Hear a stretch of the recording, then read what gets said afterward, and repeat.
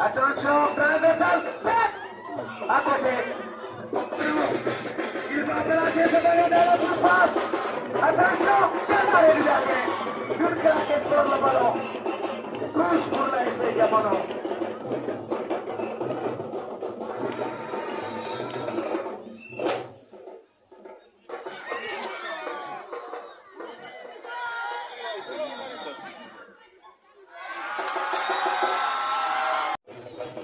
Le public est en train de se régaler au stade de la Djibo Bakary.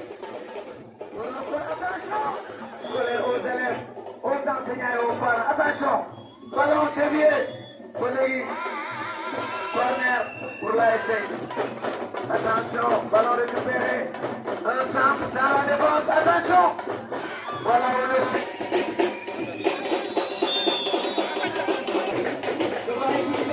attention, il a essayé de lever le gardien au-dessus.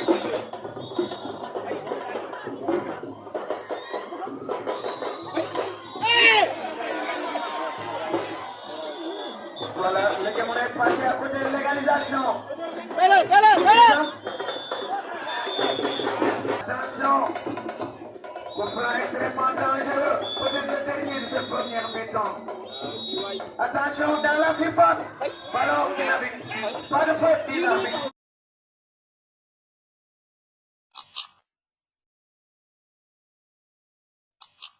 Essayez de transformer ce mouvement.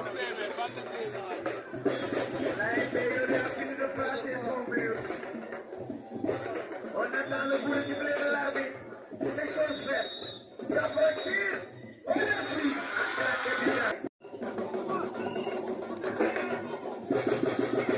Un changement.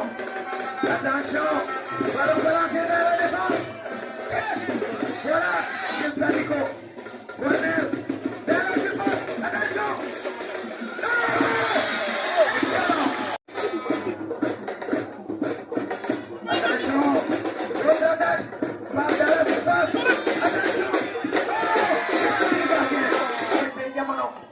Il va essayer de lancer la machine, le numéro 4.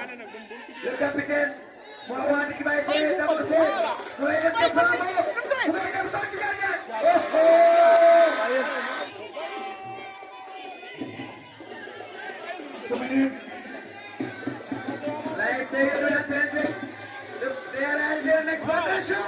Attention, ballon qui traverse la défense.